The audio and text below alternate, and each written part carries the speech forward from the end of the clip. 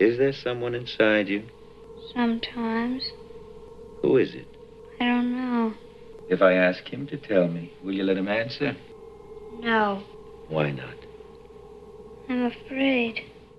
A demonic spirit possesses a young girl, and only 2 Catholic priests can save her. Listen as we discuss the shittiest operating rooms in Brooklyn, the grossest thing in the Human Centipede, and the funniest thing Dianne Wiest has ever said. The power of Christ compels you to find out if The Exorcist stands the test of time.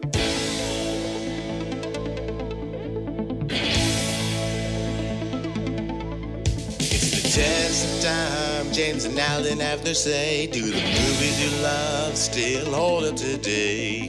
James says gladiator with the glutton. Alan says as a father, blah blah. It's the test of time, James and Alan have their say. Do the movies you love still hold up today? Test of time, James and Alan have their say. Do the movies you love still hold up today? Hello, everybody, and welcome to a spooktacular episode of The Test of Time. Oh, we've got ghosts here. I'm Alan Noah, and I am joined, as always, by you, James Brief. James Boo Reef. Ooh, scary. That's right. It's the third of 3 of our Halloween spooktacular trilogy of horror films. We started 2 weeks ago with a film from the 90s when we reviewed I Know What You Did Last Summer.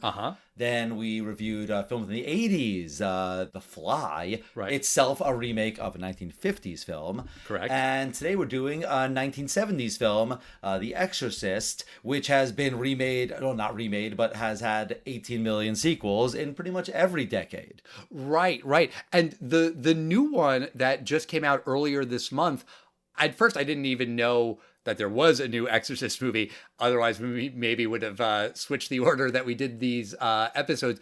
Also, I wasn't really sure that it was a sequel to the original Exorcist, because there's a lot of other movies out there that have the word exorcist or exorcism in the title that are not connected to this specific franchise. I think it was this year, The Pope's Exorcist. It was a Russell Crowe movie. Right, and then there's like The Exorcism of Emily Rose, right, or something like that. Exactly. It's kind of become like a horror subgenre. And it was only recently that I realized that this new movie is a continuation of this franchise, and also specifically a direct sequel to this movie, The Exorcist. Apparently they don't count the other sequels as like not canonical, but they're trying to do what they did with Halloween. It's the same director, David Gordon Green, and they're hoping to start a new franchise with a new trilogy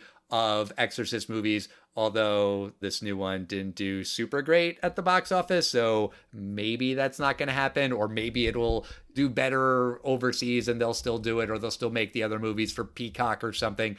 TBD, but I think the numbers on the movie were not what they were hoping. They were not Halloween numbers. The movie made $27 million in its opening weekend, which is a lot less than the new Halloween and a lot of the other horror movies that have come out this year. Maybe, but first of all, the Halloween, that was an outlier. Movies just don't make that much anymore. I mean, Jamie Lee Curtis is so popular, and you've had younger people in other films. They've had a few more remakes, the Rob Zombie remakes. The Exorcist Believer is, I think it is going to be considered a hit. These are just cheap to make. Well, no, this wasn't cheap to make, because they had to buy the rights for The Exorcist from Morgan Creek, who I think got him after the second or third movie. I forget all the details, but they paid $400 million for the rights to make the Exorcist movies. What? Yeah. They paid 10% of what Disney paid for all of Lucasfilm, Star Wars, and Indiana Jones? Yeah, Why would I you think pay so. that? Wow. Yeah. I mean, if you pay $400 million, you would hope to get $600 million back. Did people think that each film was going to make $200 million? They were going to make a trilogy of these? Yeah. Universal and Blumhouse shelled out $400 million for franchise. Deadline.com.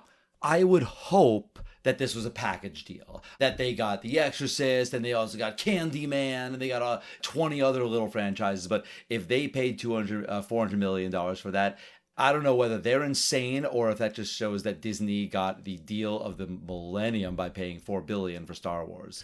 I remember thinking at the time when Disney bought Lucasfilm for $4 billion, that's a steal. Even forgetting about the movies and the TV shows, just for the theme park rights alone, I was like, they're going to make that back in a second. And you can make all the jokes you want about the Galactic Star Cruiser Hotel that was a bomb and that they shuttered after a year or less than a year, whatever. They are making bank on all of those rides and the merchandise that they're selling in the parks. I got to believe they made that $4 billion back multiple times over already. Yeah, I mean, that was a steal, but I don't understand the business model of that. Even the Blumhouse business model, the whole point of it, yeah, once in a while they get a $75 million opening for Halloween, but more their business model is make an $8 million film, have it make $26 million at the box office, repeat over and over. That's what they do. I don't understand that deal at the surface. Fair. I mean, I think a lot of people were kind of confused by it, especially because the whole thing with Halloween, it worked out really, really well.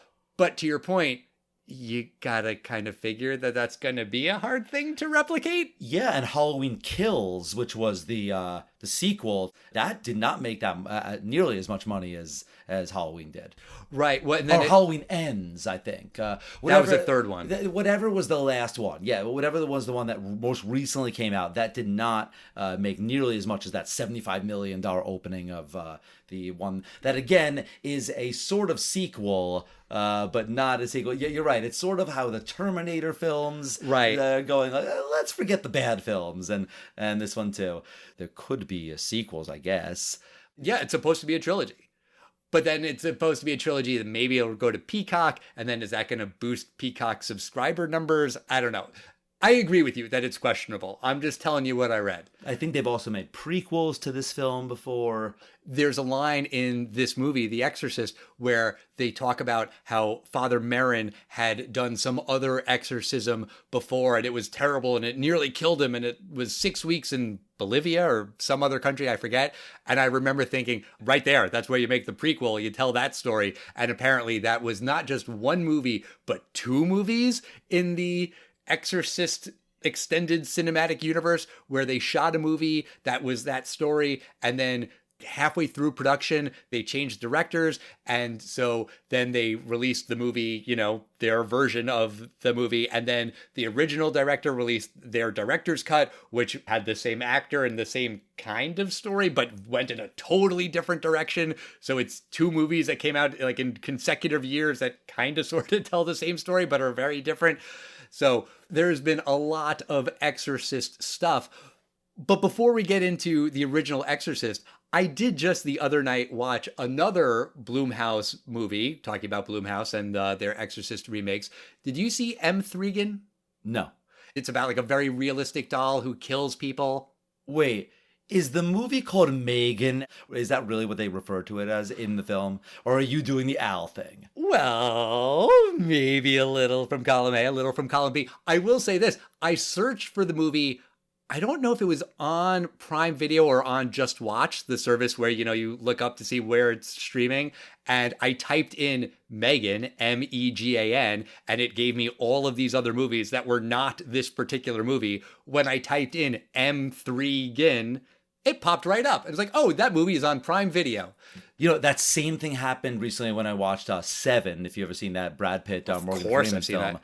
It's technically SE, the number 7, EN. So if you type in SEV, I forgot which streamer it was, but it didn't come up. And that's so stupid. Yeah, it is stupid. But since we've seen the movie, I have been referring to it as M3gan, and I have been annoying everyone by doing the Al bit. Da-da-da-da-da-da, Al. But okay, fine. We'll call it Megan. Did you see that movie? No, I didn't. I would recommend it as a very, very funny movie. I don't think it's particularly scary. I watched it with Courtney and our 10-year-old daughter. I was a little worried if it was going to be too scary. It's rated PG-13. I thought she could handle it. She thought it was not at all scary. She had no nightmares. She was like, I thought it was going to be a lot worse. Can I watch something scarier? Like, okay, hold on. We'll see about that. But it was pretty damn funny. I think if you take it as camp, you can't take it seriously. We recently watched Cocaine Bear. I feel like you said you saw that, right? No, I didn't. But is that the plot of the film Cocaine Bear? Well, yes, but also more than that, the tone of the movie is very tongue-in-cheek. It doesn't take itself seriously. It's a parody of itself, kind of, in a way, where right out of the gate, the movie lets you know this is a movie called Cocaine Bear and we're going to have fun with it. Similarly, M3gan, pretty much right out of the gate, they let you know, okay, killer doll movie, just come along for the ride. It's going to be silliness. I found it to be really, really funny, entertaining. If you're looking for a more recent horror movie this spooky season, I would recommend it. I won't spoil anything other than it's not brilliant in any way, but it made me laugh a bunch. From what I know about Blumhouse, and I'm not an expert, I think a lot of those movies are hard R, like hard horror, really scary kind of torture porn. At least that's what I picture in my head of those movies. M3gan was not that. Well, I just figure that they're all kind of called Annabelle. Isn't that what one of them is called? Annabelle? I think that's another scary doll, creepy doll. Yeah, exactly. Isn't Megan a doll? I Yes. have no idea. Yeah, so those kind of films I'm not that into. I mean, Chucky, those things. I never found the creepy doll to be that interesting. Yeah, we should do Child's Play at some point. Our buddy Mike Kahn wanted to do it, and then he changed his mind. I wouldn't mind doing that. Maybe for some future Halloween, we can do Nightmare on Elm Street and Friday the 13th and Child's Play, just to like kind of knock out the classic killers of the 80s, I guess. Freddy, Jason, Chucky. I guess we could do that, yeah. You don't seem that into it. Well, there's a bunch of other classic 80s killers that this didn't really escape the ages, like Pinhead. Mm-hmm. There's a couple minor guys. The Phantasm, I think his name was the Tall Man. Remember that movie Phantasm? There were like 4 or 5 of them. I've heard of it, yeah. I mean, these did not escape the 80s, really. I think Hellraiser just had a new film, actually. It did. And you mentioned earlier when you were talking about the other movies that could have been in the package deal with Exorcist, Candyland did just have a remake, so I don't think it was in that package deal. But Courtney was talking about Candyland, the original, and that she was kind of scared by it, and she liked that one when Candyman, sorry, not Candyland, but that she was into Candyman, and she was like, oh, I remember liking that. Maybe we should watch Candyman. I'm like, okay. There's plenty more we can do in the future, but let's get into The Exorcist. This is a classic seminal movie. It's about an actress named Chris, who's a single mother to 12-year-old Reagan. Reagan starts acting strangely and complains that her bed shakes. As Reagan's behavior becomes more disturbing, Chris puts her daughter through a series of invasive medical tests, but doctors can't find anything physically wrong with her. The director of Chris's movie is then found dead, and a police detective suspects foul play. Eventually, Chris turns to a priest, Father Karras, and asks him to perform an exorcism, as she now believes that Reagan is possessed by a demon. Karras is given permission to perform the ritual, but not alone. He is paired with Father Merrin, who has done exorcisms before. Will these two priests be able to drive the demon from young Reagan? So I don't need to ask you if this was a hit, not only because of the sequels and the franchise that has continued 50 years later. I know that this was one of those early 70s blockbusters that people were lining up to go and see. Oh, yeah. This film came out around Christmas, December 26, 1973. It was re-released in 2000. So together, the movie and the re-release made $233 million domestically, $423 million worldwide. Well, it made a lot of money when it was re-released, but when you account for inflation, apparently this is the one of the highest grossing Warner Brothers films of all time. Right. I thought this was fascinating when they asked people in the test audiences, no one had ever heard of the word exorcism before, or exorcist. It's not something you talk about. Right. And there's a great line in the movie when the Catholic Church used to do like thousands of these a year. Like, why don't you do them anymore? And Karras is like, Well, because we found out about mental health, and Right. you know, most of these things are not demons, it's just schizophrenia. And they did not release this in black theaters or predominantly black neighborhoods. And black people were apparently very into this film and had to travel far to, I guess, the white neighborhoods to see this. And I don't know everything about this, but I think the idea was black people want to see movies about black people. And apparently Wikipedia said that the success of this film in African American audiences was something that helped the studios realize, oh, like, let's just release films everywhere, not just like in different ethnic neighborhoods. And I thought that was interesting. Yeah, that's interesting. And this movie was directed by William Friedkin, the late William Friedkin, who just died recently, a couple months ago. I forget exactly when. This year, 2023. And I believe this is only the second movie of his that we've done on the podcast. The first being Sorcerer, the movie that we watched with our friends Matt Kroll and Shahir Dowd from the only podcast about movies. And I found that movie to be very slow, boring. It put me to sleep while I was watching it, literally. This movie starts very, very slow, and it starts in Iraq. There's a lot of symbolism as Father Merrin is doing this excavation work, and he's finding these demons and these figures and these hidden things that are being excavated. And then it cuts to America, and we don't see Father Merrin for another, I don't know, hour and a half plus in the movie, give or take. Don't quote me on the time, but it's an interesting prologue, and it pays off in the end. But I was just kind of thinking like, okay, where is this going? Is this just like William Friedkin really taking his time? And that's sort of kind of a staple of those 70s movies where you had a lot of these auteur directors, Francis Ford Coppola, Martin Scorsese, where they were telling their story and they were going to take their goddamn time and you were just going to sit there and watch it. And it's not bad. I think it's actually interesting that they really actually filmed in Iraq. They didn't like, you know, shoot it in Arizona and pretend it was Iraq. And that was like kind of a difficult thing for them to do in the 70s. And William Friedkin apparently had to like give the local Iraqis lessons on how to make movies and teach them how to do fake blood and stuff like that. That was part of the arrangement that he made. But I think that's pretty cool. Yeah, that's really neat. I actually think the opening was pretty fascinating. I happen to be my degree in college is in ancient Middle Eastern studies, so I love this stuff, and I even love the small details of watching an archaeological dig and how they were getting the small things of getting the dirt out. I thought that was great. I agree with you though. I don't want to do this. It's almost insulting to the movie to do it, but you know, looking at your watch or something, I had to look and I realized it was 32 minutes into the film, and I'm like, nothing has happened yet. It was slow. Yes. But I don't think what you said, it was the auteur directors. I think it was just the way these movies were at the time.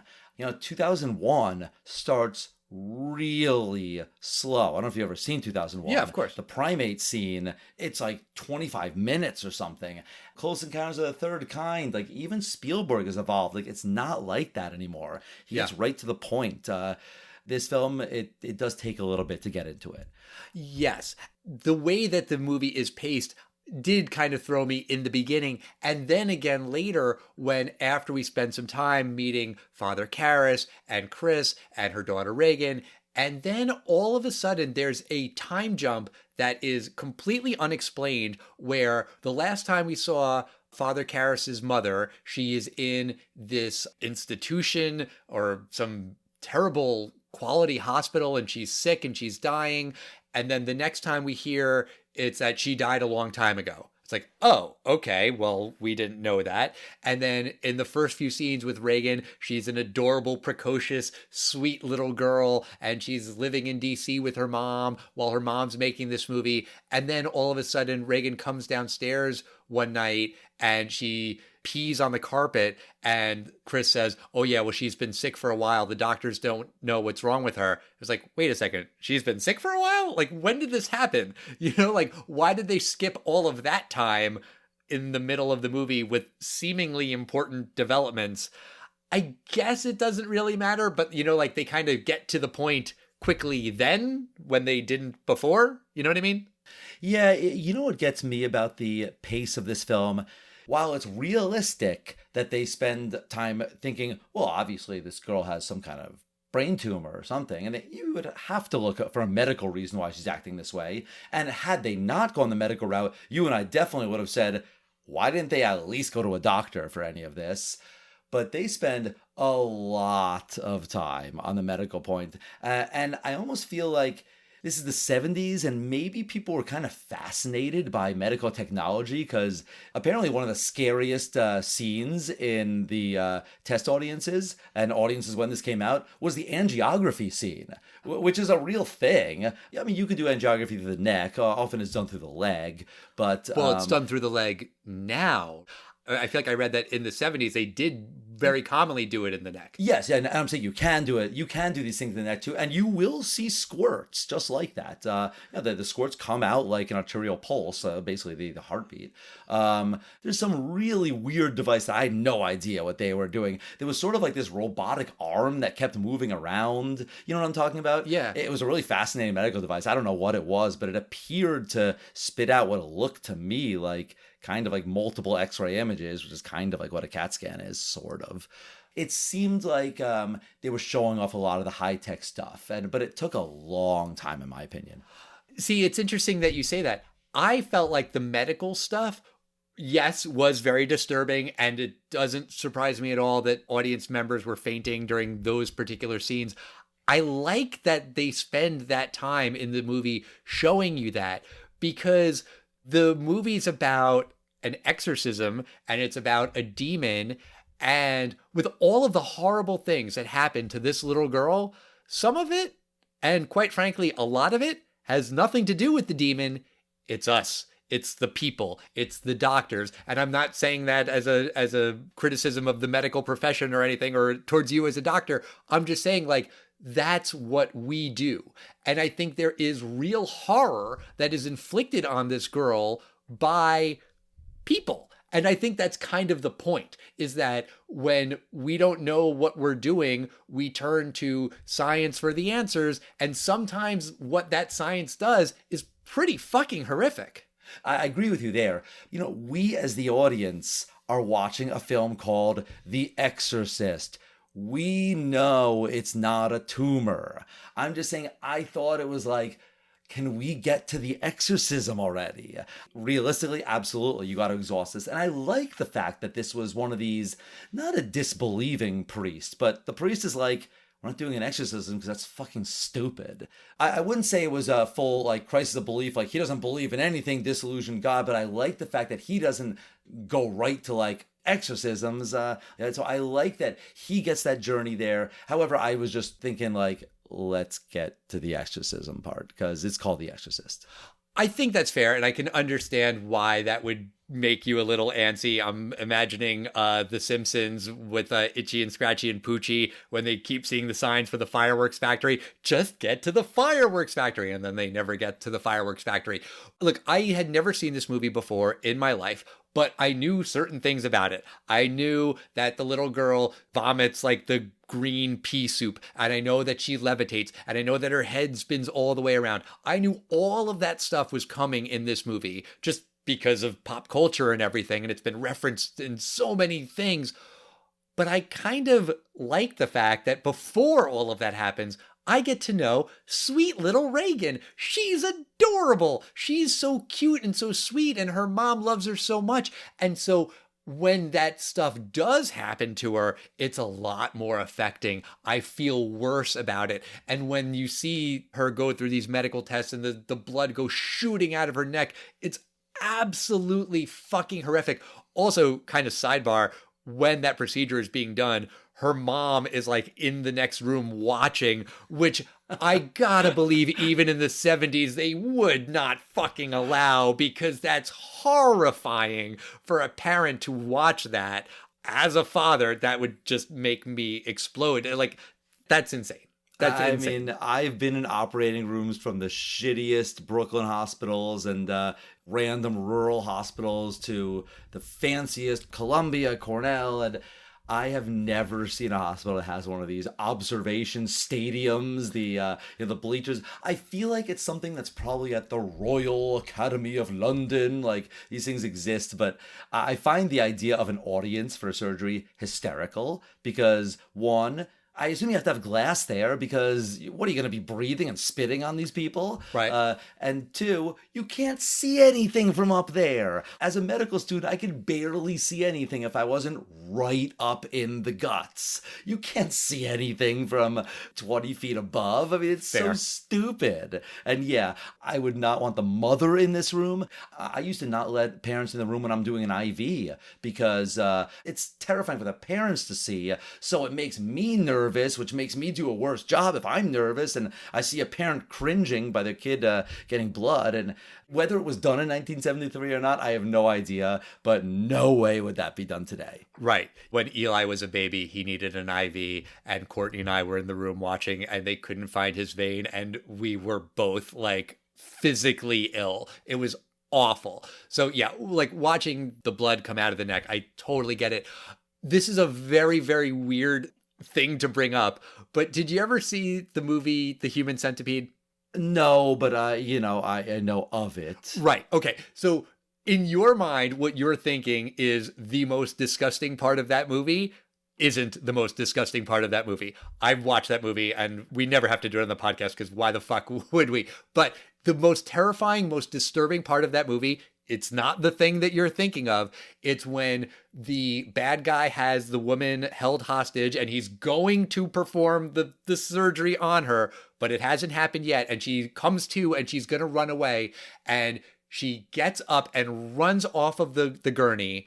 And the IV is still attached to her arm. And when she gets up and runs away, the needle like rips a giant hole in her arm because it's still connected. She doesn't disconnect it. That is so fucking disturbing and disgusting. And seriously, that's the most gross thing in that movie. I don't know if it gave me nightmares, but that really, really unsettled me. So I do think that in a sci-fi movie, like a quote unquote realistic medical thing can be really fucking disturbing. I've never seen The Human Centipede, but that is the stupidest thing I've ever heard. There is no needle in an IV. There's a needle as you insert it. It doesn't work by keeping the needle in. It's a flimsy piece of plastic, so it couldn't do anything. Maybe like a little blood comes out from the hole that the vein was punctured, but it works for a movie purpose. Right.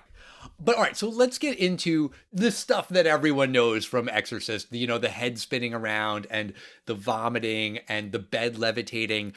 I thought that these effects looked pretty cool. Vomiting, I guess that's not that hard to do. The bed spinning, her levitating was apparently harder than it looked in 1973. And these stunts caused real damage. I don't know if you saw that, but Linda Blair, who plays Reagan, and Ellen Burstyn, who plays her mom, Chris, they were both injured during the filming of this movie. Ellen Burstyn, when Reagan is supposed to she kind of slaps her away, and then Chris kind of goes flying across the room. She really broke her tailbone in real life when they were doing the bed levitating thing, and it was supposed to be shaking.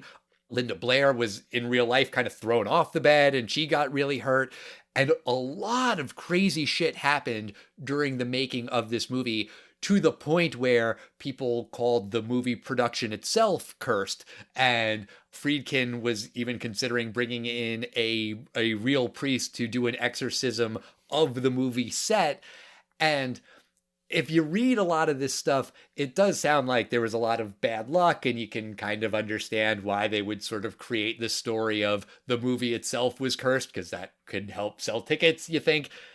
Also, it kind of sounds like Friedkin himself was kind of just a jerk on set, and he caused a lot of the problems himself. Possibly all those things are true, but if you read about the history of Hollywood, there's a film, we may or may not ever do this film, but I think it's like 1982 or 83. There's a film called Twilight Zone, the movie. Yeah. There's a helicopter scene, helicopter falls down. Not only did an actor, but children died. And this film apparently had such lax safety protocols that it changed Hollywood forever.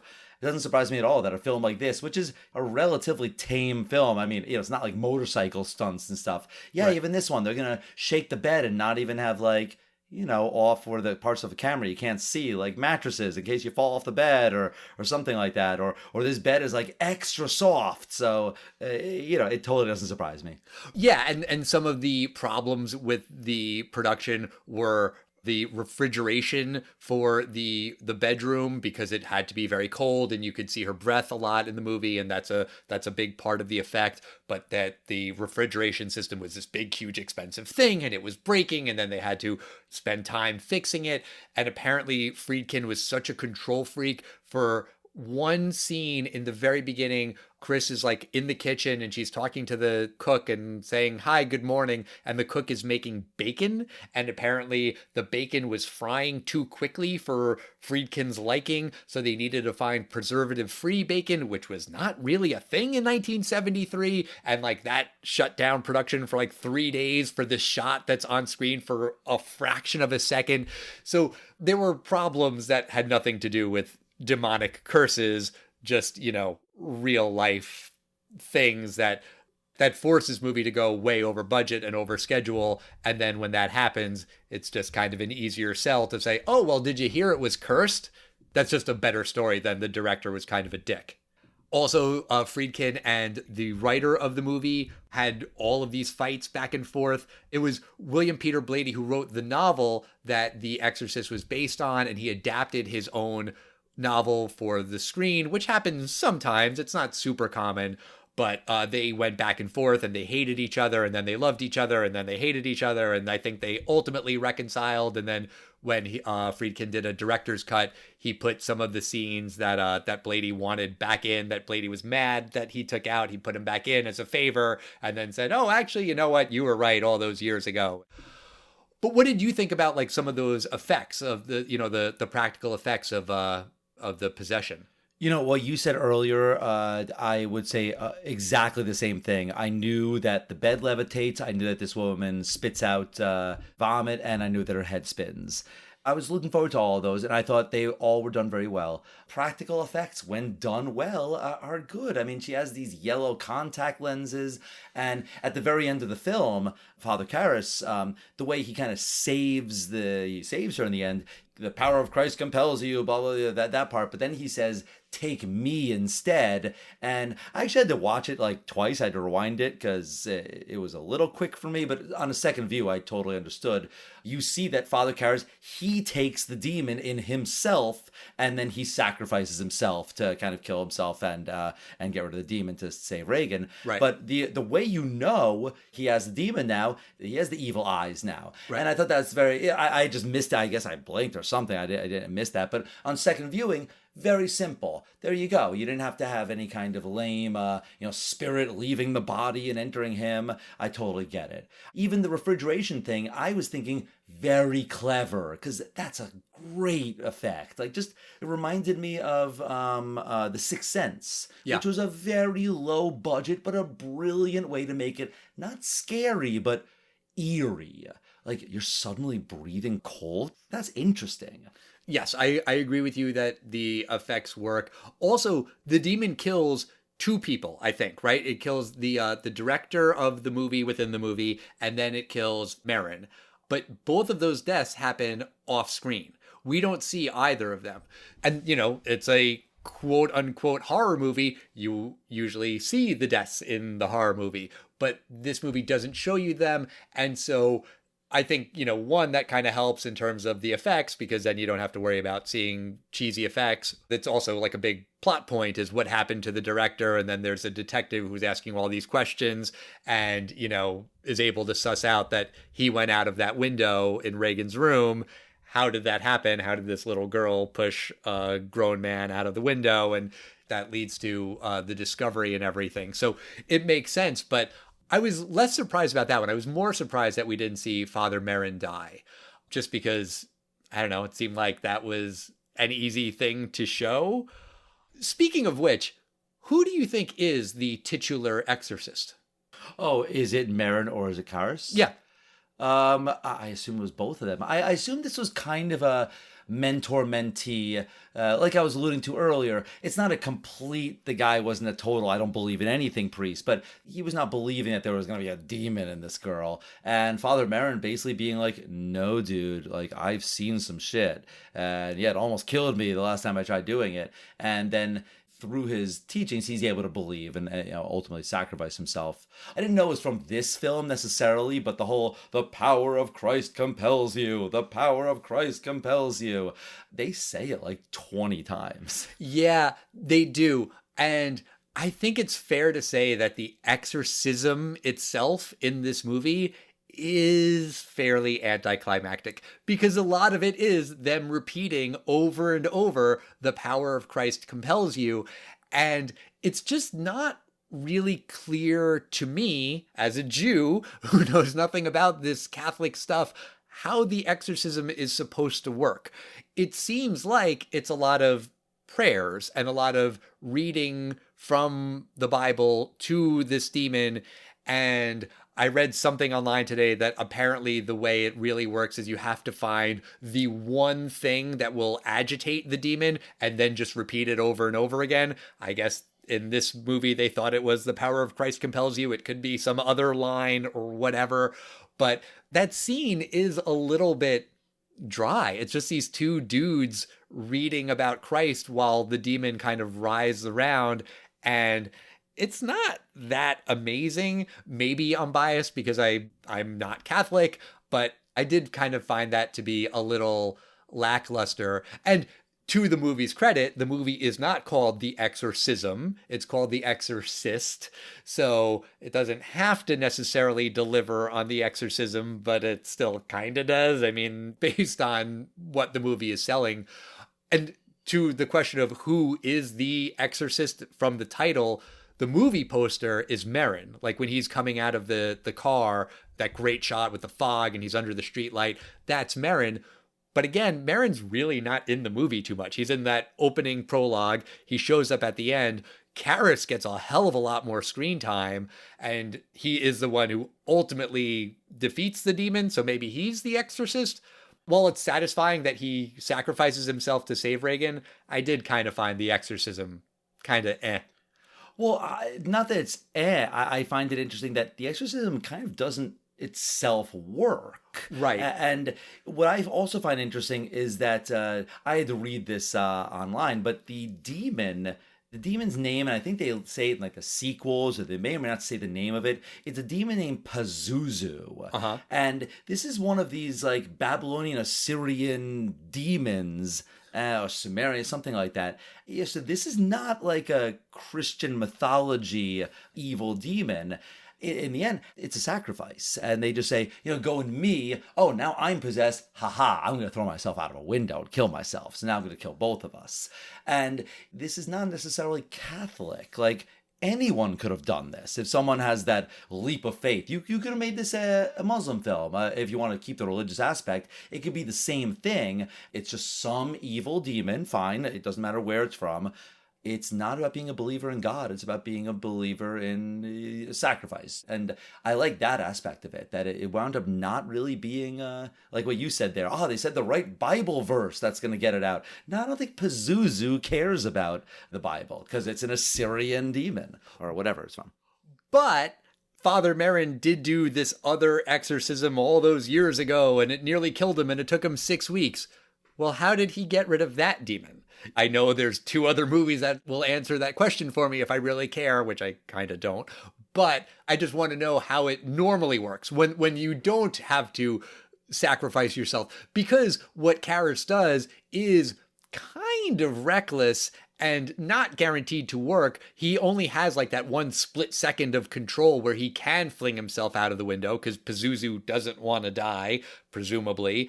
And, it works out for the movie, but it's not a guarantee.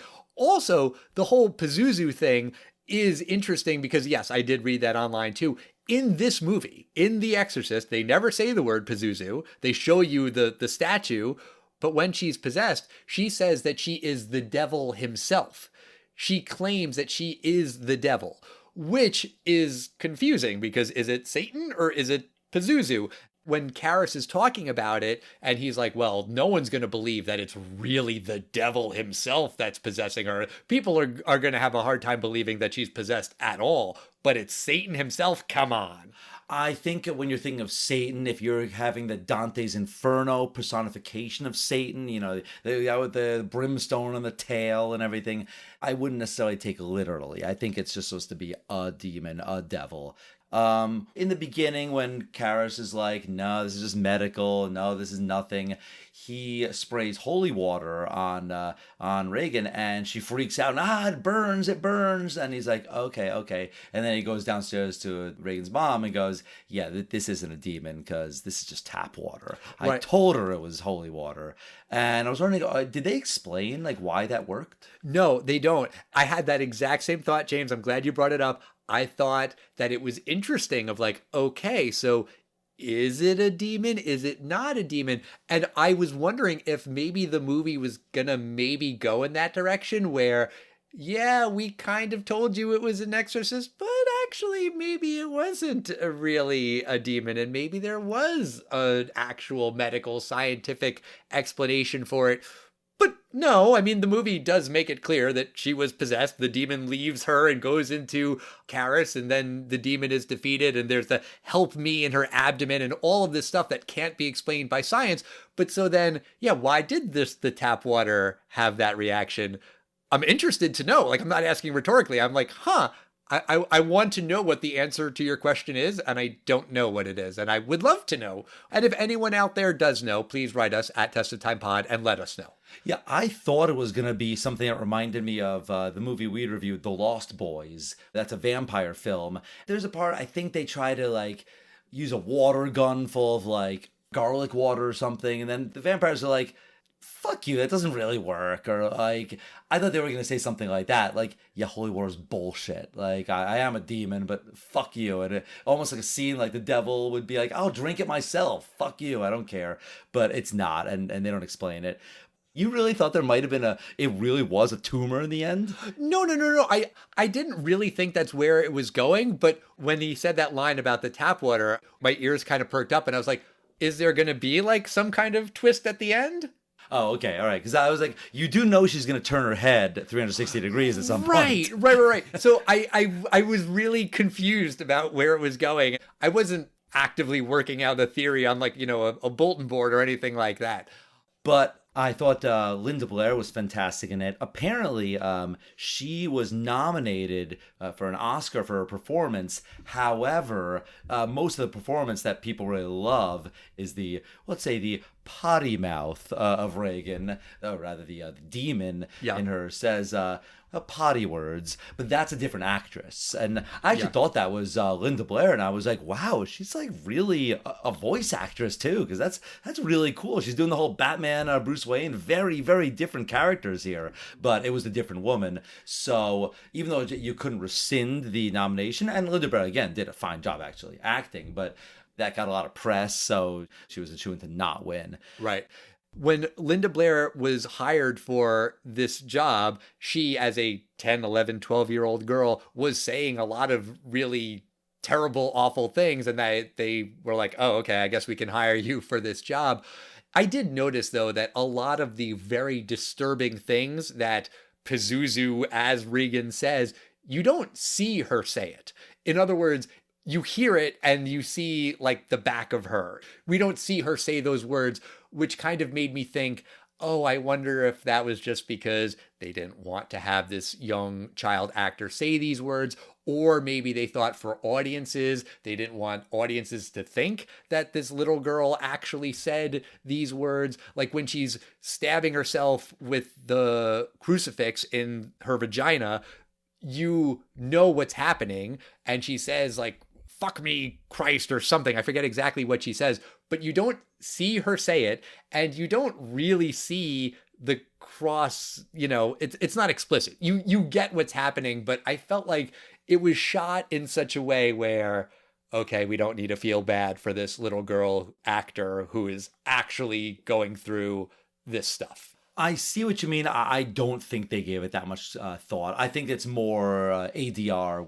It must have been a very funny script that she must have just said, like, 200 really, really vulgar things. Yeah. You cunt of this, because they say cunt a lot in this film. And there are some parts where I feel like you do see Linda Blair's lips saying these words. So I think it's more that they just said a lot of things, and then there were a lot of good angles, and you don't necessarily need to see the girl saying it. Sure. And if the voice doesn't line up perfectly with her lips, then it looks like bad dubbing. So Right. it's probably a lot more effective. I actually didn't notice what you're saying here, that you can't see Linda Blair saying most of those things. So to me, it worked perfectly. Right. I just gave her credit for it. I actually didn't even know there was a voiceover actress until I read about it afterwards. So I would have been with everyone else saying, oh, okay, she deserves an Academy Award nomination. Right. Going back to the C word, I'm going to say it a couple of times too. So I guess trigger warning out there for anyone who hates the word. Pazuzu refers to Reagan as your cunting daughter with the ing at the end. I mean, is that a word? Is that a phrase? I've never heard it used like that, except for one other time. Did you see the movie from a few years back called Sisters with Tina Fey and Amy Poehler? No. Okay, it came out right around the same time as Star Wars Episode 7, The Force Awakens. I remember that because Tina Fey hosted SNL. She's like, if you see one movie this holiday season, see Star Wars, of course, see Star Wars. But if you see two movies, you should go see Sisters. Anyway, Dianne Wiest plays the mom. Tina Fey and Amy Poehler are sisters. That's why the movie's called Sisters. And she's furious at them. And they're like, you don't curse at us. And she's like, oh yeah, I am cuntingly disappointed in both of you. She like turns it into an adverb. It's just so out of character for that character. It's also just Dianne Wiest. You don't expect her to ever say a word like that. And it's really goddamn funny. So yeah, just hearing it with the ing made me think of that movie. I have no idea if in Sisters that was a reference to The Exorcist or not. Yeah, random. And I will stop talking about the C word now. Let me ask you, James, about the movie in total. Do you think that 1973's The Exorcist stands the test of time?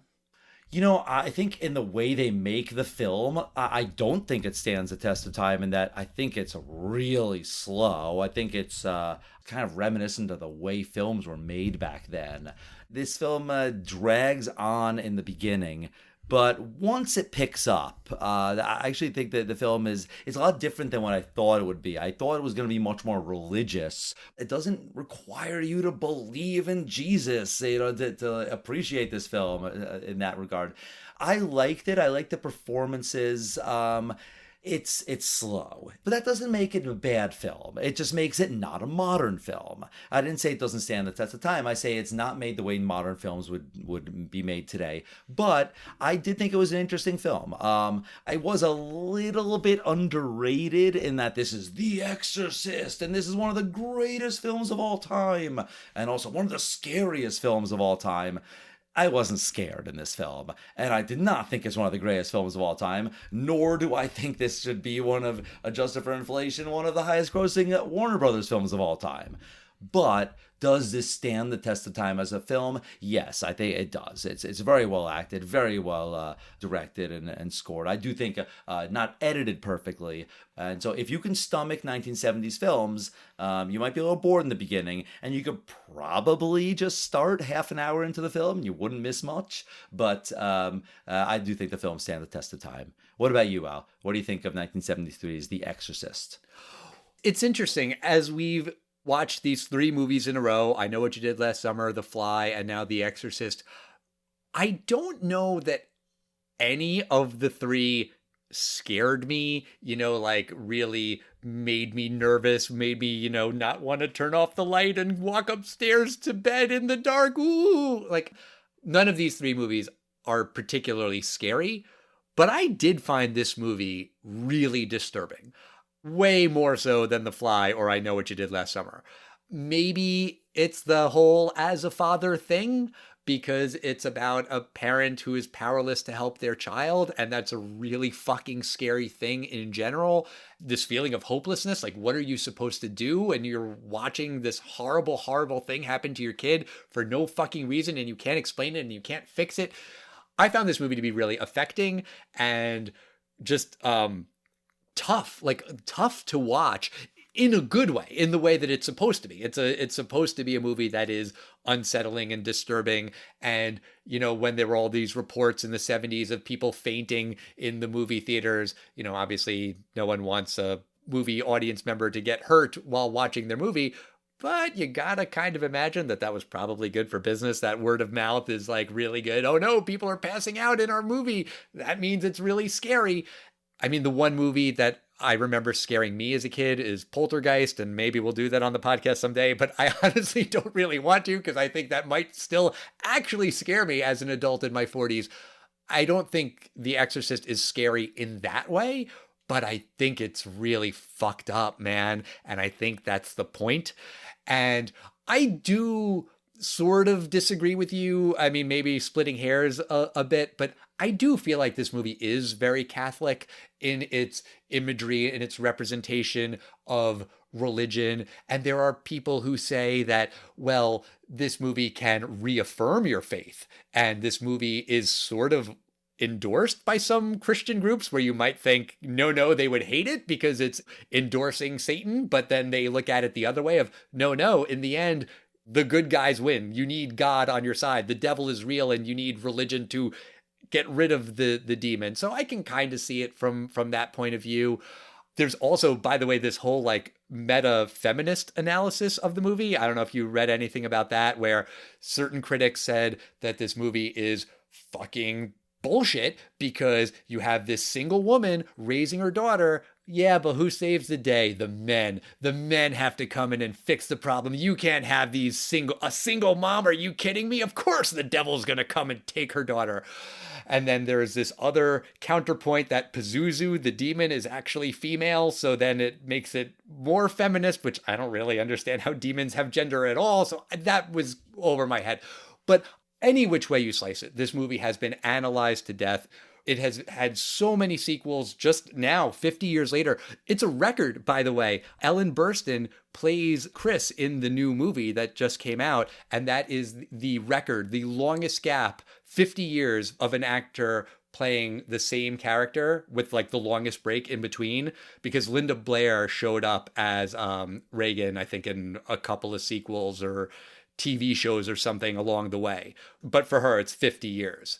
That's interesting because Jamie Lee Curtis had just had that record as well, because she played Halloween and then she got Halloween Ends. That was like 40 years, 45 years or so. Well, it was 40 years between Halloween and then the other Halloween, but she was also in Halloween H2O, which was the 20 years one. So, oh, you're saying this is the longest between the first and second time you played? Yes. Yeah, okay. Not the longest you played a character. No, the longest gap. The longest gap, which I guess is like a very specific record. Anyway, this movie fucking does have legs, not just because of the sequels, but the director's cuts and the re-releases. Like this movie, The Exorcist, has been re-released and re-edited so many times.